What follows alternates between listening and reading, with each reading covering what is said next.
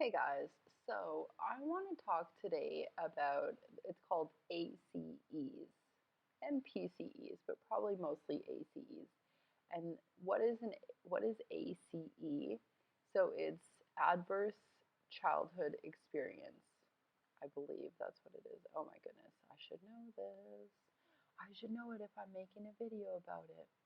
It's specifically, we're talking about childhood trauma here.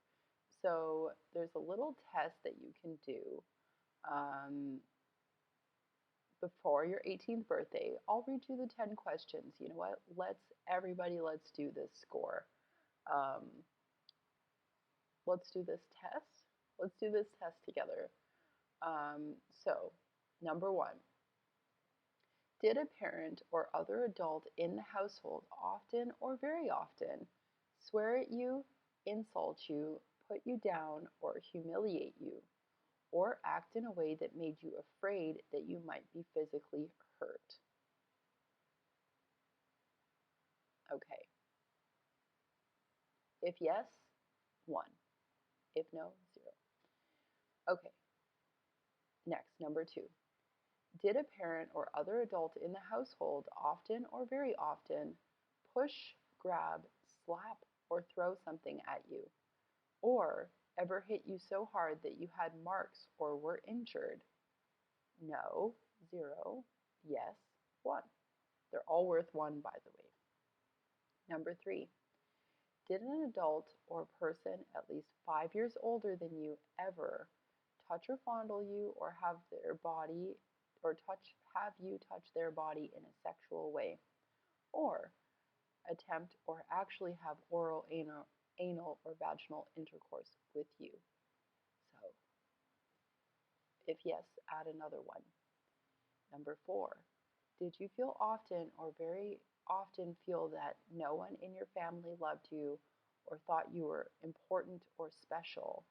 Or your family didn't look out for each other, feel close to each other, or support each other? Heavy test. Number 5, did you often or very often feel that you didn't have enough to eat, had to wear dirty clothes, and had no one to protect you?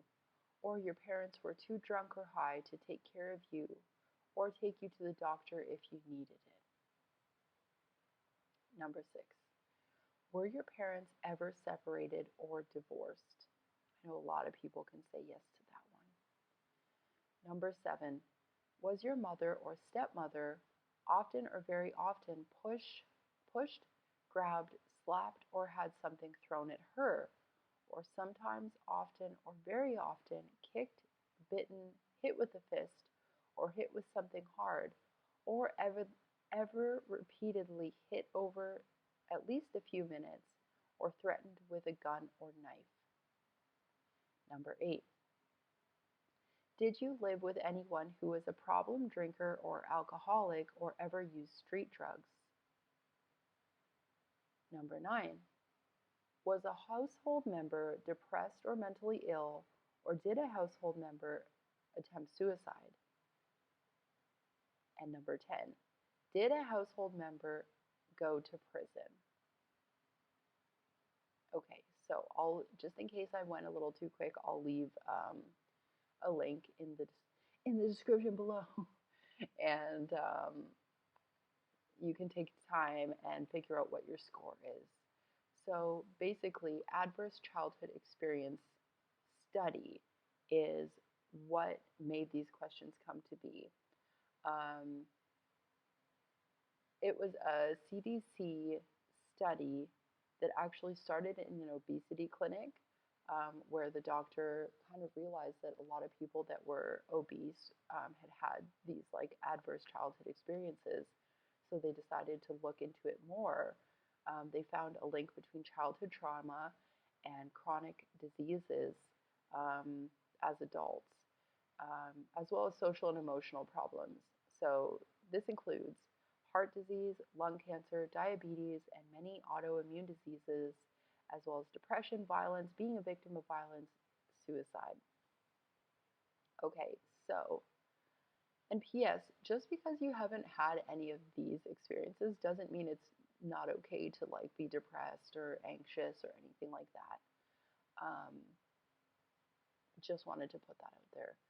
So, if you had any childhood trauma, just know that you're not alone. It's actually more common than you think, even with, you know, white people, people of other races, no matter who you are, what race you are, it's common and it's more common than you think.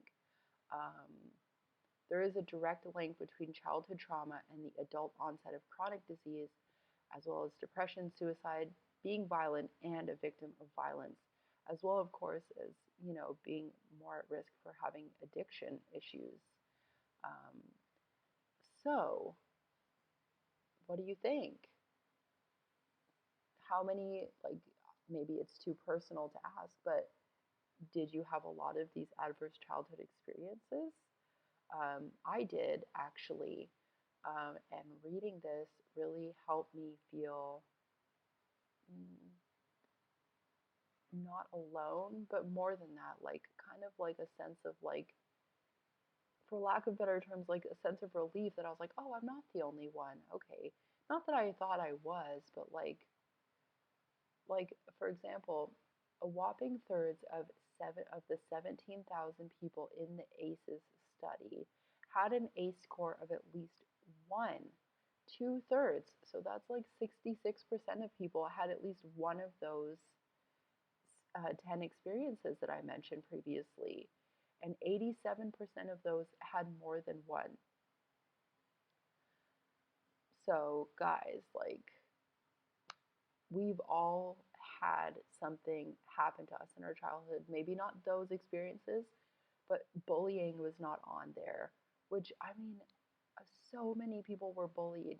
And being a bully, I feel like, is also a bit of a traumatic experience because we're usually, the bully is usually acting out things that they've seen at home, or like they're struggling with a lack of power in their lives. So they have to, take someone else's power away. It's heavy stuff. So, that being said, guys, we need to look at this stuff that happened to us when we were kids so that we can evolve as adults. Childhood is hard for everybody. It's just basically showing up in the world with no instruction manual, no clue really what's going on, and the only people that guide us or that are there to guide us are the adults around us. And in our peer oriented society, unfortunately, we have started to turn to each other as like people our age rather than these wise adults. It could be that maybe we didn't have any wise adults in our life, which honestly, like, that's not being shady. It's just that this has been a problem for a long time. So we don't really have access to those like wise elders, because just because someone's old doesn't mean that they're wise. And like they're an elder by age, but they're not necessarily like an elder by like experience. I don't know. I don't mean that to be rude to anybody. It's just my experience. I didn't really have a lot of like good examples, I think. And not to say that they were bad examples, but I just didn't have a lot of like, you know, elders in my life to guide me. Um, the people that the adults in my life were, doing the best that they could and like barely surviving some of the time. Um, so that being said, if you're a parent, then you already know that we need to like work on this so that we can not pass these things on to our kids. I want my kid to have zero adverse childhood experiences. I That's like my one of my life goals is to try and have my child grow up in such a way that there are no adverse childhood experiences, and the paces, if you will, the positive, I'm sorry guys, I'm like distracted, positive childhood experiences, I want like all 10 or all 7. That is like the goal. So Actually, now I I started talking about it. Let's just move on. Let's move on to the positive childhood experiences. Um, there's 7 of them, as I just said. So let me know how many of these 7 you have. So the first one, feel able to talk to your family about feelings. Number 2, feel your family stood by you during difficult times. 3, enjoy participating in community traditions. 4, feel a sense of belonging in high school, which, oh my God, guys, who has that one? If you have number 4, I am impressed because I did not have that. Number 5, feel supported by friends. And this is in your childhood, just in case I wasn't clear about that. Number 6, have at least 2 non-parent adults who took genuine interest in you. And number 7, feel safe and protected by an adult in your home. So, my goal as a parent, 0 aces, 7 paces. I like how aces and aces, but it just sounds cool. 0 aces, 7 paces. Um, that's the goal as a parent, is you want your kid to have positive childhood experiences and no adverse childhood experiences. A lot of people had these adverse childhood experiences because at least in my belief, it's karma. It's what needed to happen so that we could get to where we are now, so that we can give our children these, the 0 aces, um, because you can't know light if you haven't had dark. So maybe, I don't know, I definitely wouldn't wish that my child has an adverse childhood experience, but I don't think that it's realistic, now that I think about it, for her to like never struggle. And I think that's the goal for a lot of parents, though. Is like, I don't want my kid to want for nothing. I want them to have a perfect life and everything's great. And our parents wanted that for us too, whether we believe it or not, or whether they gave that impression. Everybody's doing the best they can with the tools they have at that moment. Maybe your parents didn't have the tools available to them, or they, chose not to have the tools available to them through, um, the trauma they experienced. They would just weren't able to reach that. So it's our job as, descendants of people with these traumatic experiences to level up, to, raise the vibration so that we can raise our children's vibration, so they can raise the vibration, and so on and so forth. I don't expect, my generation to all of a sudden, ding, everybody's fixed, woo, let's all go live in an intentional community. I mean, that's the dream, and honestly, like, I'm trying to work towards that. But, just having, as a parent, that vision is important. And I think most of us do. And if your parents, you're like, there's no way that they had that in mind for me, they probably didn't have it in mind for themselves either. And that's why they weren't able to do that for you. And if they didn't have that for you, I'm really sorry that they didn't.